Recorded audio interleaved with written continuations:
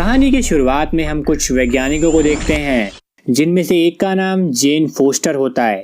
वो आसमान में होने वाली घटनाओं पर रिसर्च कर रहे होते हैं कि तभी उन्हें आसमान में एक बहुत ही तेज रोशनी दिखाई देती है, और जब वो उस रोशनी के पीछे जाते हैं तो एक भवंडर उन्हें चारों तरफ से घेर लेता है, और तभी उनकी गाड़ी से एक आदमी आके टकराता है, और ये आदमी और कोई नहीं बल्कि कहानी का हीरो थॉर होता है। अब मूवी जाती है फ्लैशबैक में। ये टाइम है 965 बीसी। दरअसल ये कहानी नॉर्स मिथोलॉजी पर बेस्ड है। जिस तरह से हमारे सोलर सिस्टम के अंदर 9 प्लैनेट हैं, उसी तरह नॉर्स मिथोलॉजी में 9 रियासतें दिखाई गई हैं। इन 9 रियासतों में सबसे पावरफुल हैं एसगार्ड, जिनको पृथ्वी के लोग देवता मानते हैं। पृथ्वी को यहाँ पर मिडगार्ड कहा जाता है। मिडगार्ड पे अपना कब्जा करने के लिए यहाँ पर जोतनहाइम का राजा लॉफे अपनी पूरी सेना, जिसे फ्रॉस्ट जाइंट कहा जाता है, उसके साथ पृथ्वी पे हमला कर देता है। लेकिन तभी वहाँ पर एसगार्ड के राजा ओडिन आ जाते हैं, और अब फ्रॉस्ट जाइंट और एसगार्ड के बीच एक खतरनाक जंग होती है। एसगार्ड के राजा ओडिन जोतनहाइम के राजा लॉफे को हरा देते हैं, और उनका एक बहुत ही खतरनाक हथियार, जिसे गैस्केट ऑफ एंशिएंट विंटर कहा जाता है, उसे अपने साथ एसगार्ड ले जाते हैं। गैस्केट ऑफ एंशिएंट विंटर एक ऐसा हथियार है जिसमें से बीम निकलती है जो किसी को भी बर्फ का बना सकती है। अब धीरे धीरे टाइम बीतता है और अब कहानी प्रेजेंट में आती है, यानी कि 21st सेंचुरी के अंदर, जहां एसगार्ड के राजा ओडिन के 2 बेटों को दिखाया जाता है। एक का नाम है थॉर, जो बहुत ज़्यादा शक्तिशाली है। उसके पास बिजली की ताकत है। उसके पास एक हथियार भी है जिसका नाम म्योनिर होता है। राजा ओडिन के दूसरे बेटे का नाम लॉकी होता है, जो थॉर जितना शक्तिशाली तो नहीं है, लेकिन जादुई कलाओं में माहिर होता है। आज एसगार्ड के अंदर ऐतिहासिक दिन होता है, क्योंकि आज एसगार्ड के राजा ओडिन थॉर को एसगार्ड का नया राजा बनाने जा रहे हैं। थॉर का राज्याभिषेक शुरू होता है, लेकिन तभी वहाँ सिक्योरिटी अलार्म बजने लगते हैं। दरअसल कुछ फ्रॉस्ट जाइंट उनके सिक्योरिटी चैम्बर में घुस आए हैं, और वो उस गैस्केट ऑफ एंशिएंट विंटर को चोरी करना चाहते हैं। लेकिन वहाँ पर एक बहुत ही खतरनाक रक्षक होता है, जिसका नाम डिस्ट्रॉयर है। वो उन सबको अपनी बीम से डिस्ट्रॉय कर देता है। और अब यहाँ पर ओडिन, थॉर और लॉकी आ जाते हैं। वो देखते हैं कि कुछ फ्रॉस्ट जाइंट उस गैस्केट ऑफ एंशिएंट विंटर को चोरी करने के लिए आए थे। ये देखकर थॉर को बहुत गुस्सा आता है। वो अपने पिता से कहता है कि हमें उन पर हमला करना चाहिए, वो हमें कमज़ोर समझते हैं। राजा ओडिन उन्हें मना कर देते हैं और वहाँ से चले जाते हैं। लेकिन थॉर का गुस्सा अभी शांत नहीं हुआ था, इसीलिए वो लॉकी और अपने दोस्तों के साथ मिलकर जोतनहाइम पर हमला बोल देता है।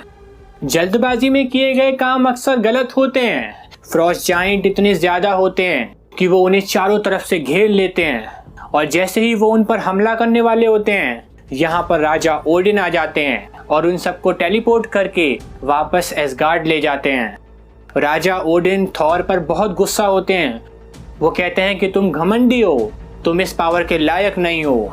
वो थॉर की सारी पावर छीन लेते हैं और उसे और उसके हैमर को टेलीपोर्ट करके मिडगार्ड यानी अर्थ पर फेंक देते हैं, और साथ में ये भी कहते हैं कि केवल वही इंसान इस हैमर को उठा पाएगा जो इसके लायक है, और जैसे ही वो उसे उठाएगा उसके अंदर थॉर की पावर आ जाएगी।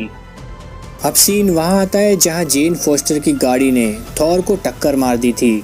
उन्हें लगता है कि थॉर को चोट लगी है, इसलिए वो उसे हॉस्पिटल ले जाते हैं। अगले दिन जब थॉर की आँख खुलती है तो वो खुद को हॉस्पिटल में पाता है, और वो खुद को देखकर बौखला जाता है, और वो वहाँ से भागने की कोशिश करता है।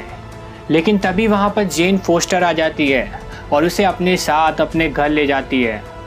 अब सीन शिफ्ट होता है। हम न्यू मैक्सिको में थॉर के हैमर को देखते हैं, जिसे देख के लोग परेशान हैं और हैरान भी, क्योंकि वो उसे उठाने की कोशिश कर रहे हैं, लेकिन बहुत कोशिश के बावजूद भी वो उसे हिला नहीं पा रहे। और अब शील्ड के ऑफिसर को पता चल जाता है कि यहाँ पर आसमान से कुछ नीचे गिरा है, इसलिए वो उस एरिया को अपने कब्जे में ले लेते हैं और यहाँ पर अपना रिसर्च सेंटर बना लेते हैं। और अब जब थॉर को पता चलता है कि उसका हैमर मैक्सिको से 50 मील दूर न्यू मैक्सिको में है, तो वो और जेन फोस्टर दोनों न्यू मैक्सिको के लिए निकल जाते हैं। वहीं दूसरी तरफ हमें एसगार्ड में लॉकी को दिखाया जाता है। लॉकी बहुत परेशान होता है क्योंकि जब वो लोग योतनहाइम ग्रह पर गए थे तो एक फ्रॉस्ट जाइंट ने उससे कहा था कि तुम हमारे जैसे हो, और ये बात लॉकी को परेशान कर रही होती है। इसलिए वो गैस्केट ऑफ एंशिएंट विंटर के पास जाता है और उसे अपने हाथों में उठा लेता है, और जैसे ही वो उसे अपने हाथों में उठाता है उसकी बॉडी नीली पड़ने लग जाती है और वो फ्रॉस्ट जाइंट बनने लगता है।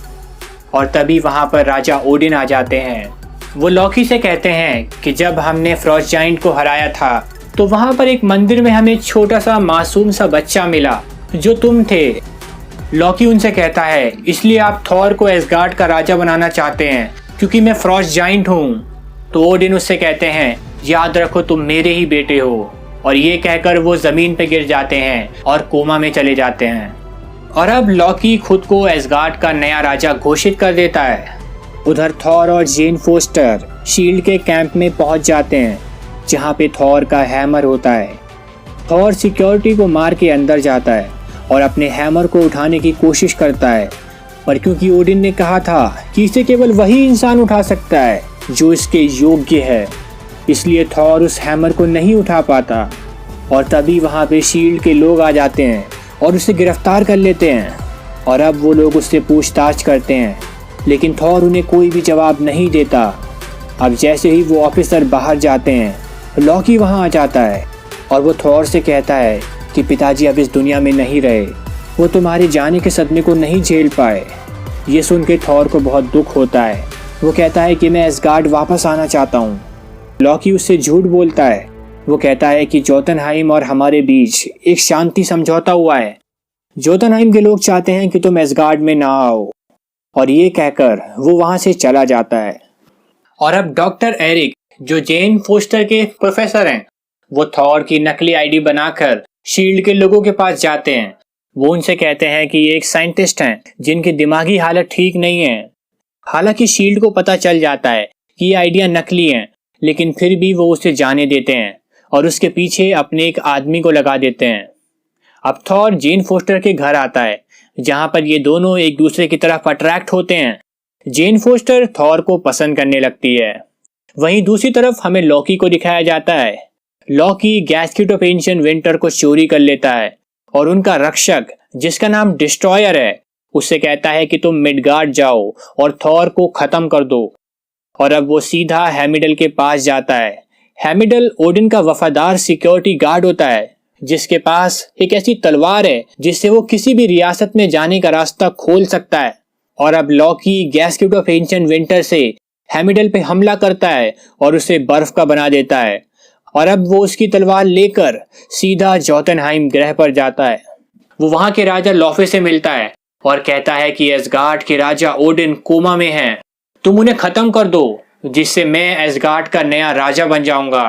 इसके बदले मैं तुम्हें गैस्केट ऑफ एंशिएंट विंटर वापस कर दूंगा और तुम मिडगार्ड यानी अर्थ को अपने कब्जे में ले लेना। ये सुनकर लॉफे उसकी बात मान जाता है। उधर थॉर के दोस्तों को लॉकी का प्लान पता चल जाता है, इसलिए वो थॉर से मिलने के लिए मिडगार्ड जाते हैं। वो थॉर को पूरी बात बताते हैं। वो कहते हैं कि तुम्हारे पिता जिंदा हैं। लॉकी उन्हें मानना चाहता है ताकि वो हमेशा के लिए एसगार्ड का राजा बन जाए। ये सुनकर थॉर को बहुत गुस्सा आता है।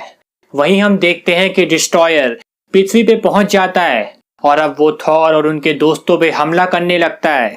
थॉर का कोई भी साथी उसके आगे टिक नहीं पाता क्योंकि वो बहुत शक्तिशाली होता है। और अब अपने दोस्तों को बचाने के लिए थॉर उसके सामने आ जाता है और कहता है कि तुम मुझे मारने आए हो, इसलिए इन सबको छोड़ दो। और अब डिस्ट्रॉयर थॉर पे एक खतरनाक वार करता है जिससे कि वो दूर जाके गिरता है और बुरी तरह से जख्मी हो जाता है।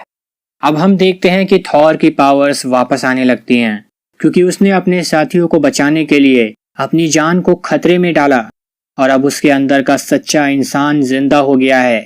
थॉर ने साबित कर दिया है कि वो इन शक्तियों के लायक है और इसीलिए अब उसका हैमर भी उसके पास आ जाता है।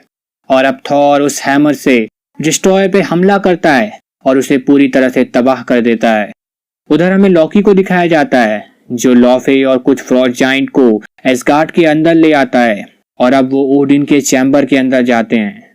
लॉफे ओडिन को मारने वाला होता है, लेकिन तभी लॉकी उस पे हमला करता है और उसे मार देता है।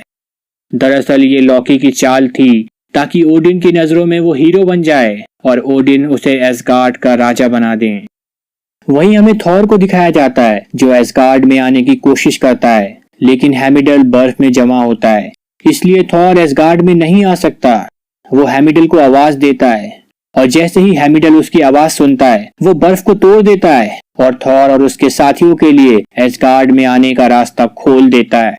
वहीं हमें लॉकी को दिखाया जाता है जो जोतनहाइम प्लैनेट को और पूरी की पूरी फ्रॉस्ट जाइंट की नस्ल को खत्म कर देना चाहता है, इसलिए वो बाइफ्रॉस्ट को एक्टिवेट कर देता है जिससे कि एक बीम निकलना शुरू हो जाती है जो जोतनहाइम प्लैनेट को डिस्ट्रॉय करने लगती है।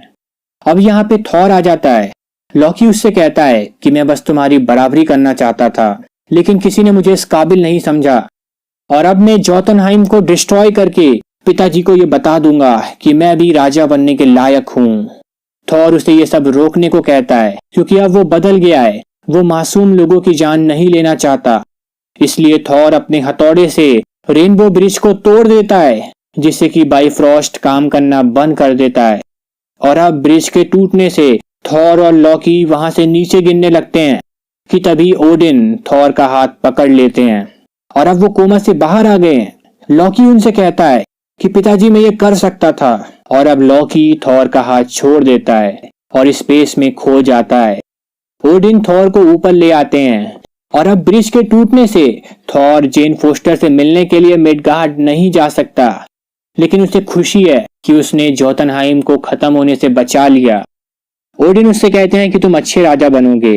वो उसे राजा बनाना चाहते हैं लेकिन थॉर मना कर देता है। वो कहता है कि अभी उसे बहुत कुछ सीखने की जरूरत है। और इसी तरह ये कहानी यहाँ पर दी एंड होती है। ये कहानी हमें सिखाती है कि अहंकार और घमंड इंसान के सबसे बड़े दुश्मन होते हैं। ये हमें सही और गलत को नहीं समझने देते और जब हम अपने अहंकार पे काबू कर लेते हैं और अपने अंदर के अच्छे इंसान को जगा लेते हैं तो हम बड़ी से बड़ी समस्याओं को भी हल कर सकते हैं, जैसा थॉर ने किया। थॉर की कहानी हमें बताती है कि इंसान असल में शक्तिशाली तब बनता है जब वो अपने अंदर की बुराइयों को हरा देता है। उम्मीद करते हैं ये कहानी आपको पसंद आई होगी। अगर आपको ये वीडियो पसंद आई है तो आप इसे अपने सभी दोस्तों के साथ शेयर करिए और हमारे चैनल को ज़रूर सब्सक्राइब करिए। हम आपके लिए ऐसी ही इंटरेस्टिंग वीडियोस लाते रहेंगे। बहुत बहुत धन्यवाद।